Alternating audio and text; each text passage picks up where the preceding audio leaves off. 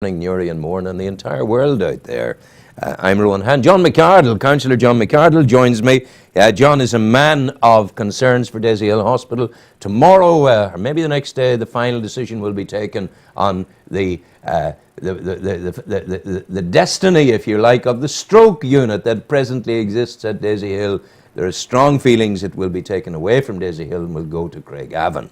But in the meantime, Daisy-Hill has had very, very good news in relation to paediatric services, John. That's right. Yeah, the government health authorities there a while back, they set about improving the standards of paediatric care. That's care for children. Yes. So there was what's called a paediatric standards assessment right across the north of Ireland. And this involved even the Royal Sick Children's Hospital in Belfast. It was felt that the standards of care for children should be much higher. So they set about setting up this situation.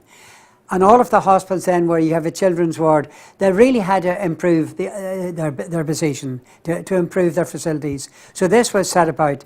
So Daisy-Hill obviously had to compete because we have a children's ward, and we met the standards. And so it's a very substantial amount of money.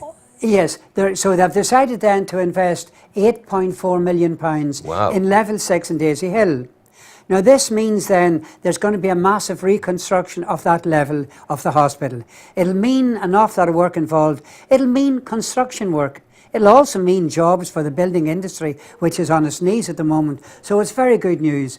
But it also means then that we will be looking after, in the southern area, elective surgery for children right across the southern area, and that's good news. It also means then it will improve the skills in Daisy-Hill from consultant right down to nurse, right down to the bottom. So it's excellent news for Daisy-Hill Hospital, so and it's a good news story for the trust. So the danger is it's been carefully choreographed in that we're getting the good news over the last 3 months, and then tomorrow we'll get the we'll get the sucker blow that says, sorry, we're taking the stroke unit away from you to Craigavon. That's the danger. Well, that at the moment, that is the situation. We have fought and we are fighting very hard to retain the stroke unit in Daisy-Hill. You see, it's not a competition between Daisy-Hill and Craigavon. We wish to retain the excellent unit we have in Daisy-Hill, though it looks as if there is going to be a dismantling of that unit. But we're fighting very, very hard, and we're hoping very, very soon to have a public meeting in relation to that,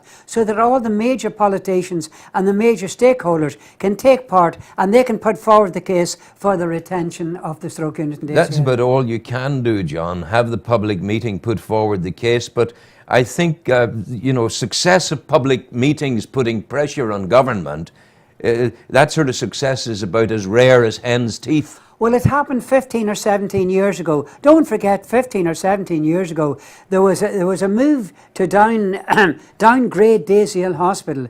Now, that was fought at the highest level in both north and south, and we won that case. Yeah. We put an excellent case. But it's no good saying, you've got to put forward a case. You've got to produce the facts and the figures that will retain that excellent. Yeah. It's an excellent unit. Yeah, but you've done, surely to goodness you've done that already, John, because if the decision's going to be announced tomorrow, you've put the case forward, they've listened to the case, they've made their minds up. Yeah, well, I mean, to a certain extent that's true, but we're not, it mightn't be tomorrow, but it'll be certainly very, very soon. But we maintain it isn't a competition. We want to retain. See, there are excellent reasons for it. For instance, if you're living on the outskirts of South Down, South Armagh, and you didn't have transport, you would need 3 or 4 buses to get to Craigavon. People tell us that it would take 4.5 hours actually to get to Craigavon if you have no public transport. And the road structure from here to Craigavon leaves an awful lot to be desired. And Newry, of course, you're saying the same thing. Newry is central. It's at the hub. That's right. And where everything feeds into Newry. That's right. Craigavon's at the edge. That's right. I mean, we're in the centre. We're so convenient to Dublin, to Belfast. We're so convenient to the coast. So we believe that we should retain that unit. Yeah. Now I can understand where management's coming from, because they have only a certain amount of money in the pot, and it's you see, the whole thing, it all boils down to the provision. It boils down to the provision of physiotherapy, occupational therapy and speech therapy. The Trust at the moment maintains they don't have the money for the provision of these services in the 2 units. Yeah. Well, I mean, the government there a few weeks back have given the Health Service Northern Ireland an additional 30 million. Plus the fact that people will tell you that the system, not just in the north of Ireland, right across Britain, is massively overmanaged. John, they've also given us a man in the name of Jim Wells, who's the health minister. He seems to be a friend in camp. That's right. Jim Wells, of course, is an excellent chap. Don't forget that Jim Wells, as I say to him on occasions, Jim, an awful lot of your constituents in South Down use the facilities of Daisy Hill Hospital, and I have no doubt that he will take that into consideration. And if this were to go to a ministerial decision, I think we would be looked on favourably. Am I wrong in saying, John, that this is, I'm looking at it from a different perspective, perhaps. Physiotherapy, speech therapy. You could have that in Timbuktu if you wished, as long as you have the immediate medical first aid for the stroke, the fast thing, the signs are there, get them into the hospital, and the still place they're going to is Daisy Hill. That is true. What actually happens in a stroke case, they're taking from our area, they're taken to Daisy Hill, they've got their scan. Now, 80% of all strokes comes from a clot. The other 20% will come from a hemorrhage in the brain. So they get the scan, and the scan determines then what kind of treatment. So you're a drug to burst the scan, burst the clot. They get what's called a clot bursting drug, and not in all cases, but in most cases, it will scatter the clot, and within reason in days, your strength, the weakness of one side of the body will disappear, if not all totally. But that's staying in Daisy Hill no matter what. That's right. But at the same time, the Royal College of Physicians guidelines will tell you that it's vitally important, once the patient's taken into hospital, they receive all of their treatment from A to Z in that particular hospital. That's the Royal College of Physicians guidelines. So we're breaking the guidelines. Well, if we're breaking the guidelines, that's an issue to be dealt with. That's because right. It's a dangerous slope to be sliding on. Well, the Trust maintains we're setting up a super acute unit. It doesn't exist.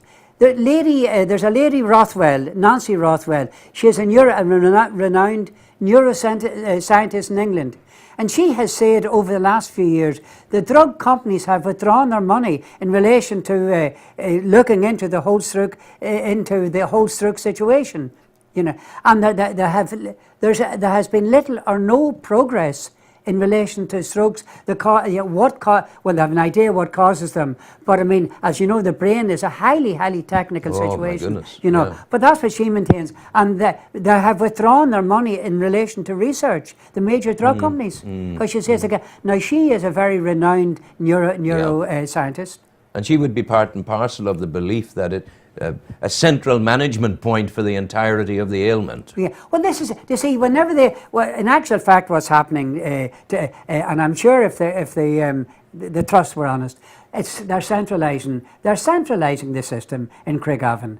That's exactly what they're doing. And I mean, we would appreciate them if they told us the truth about that. Well, no man better than you to get them to tell the truth. John McArdle, thank you very much indeed. Good luck with everything that's happening. We're talking tomorrow again, I think, about Dominican and Lectio Novena and things like that. And she will talk about the theology of Lectio, and I'll try and talk about the fundraising. Building the future with the Dominicans. Destination Newry.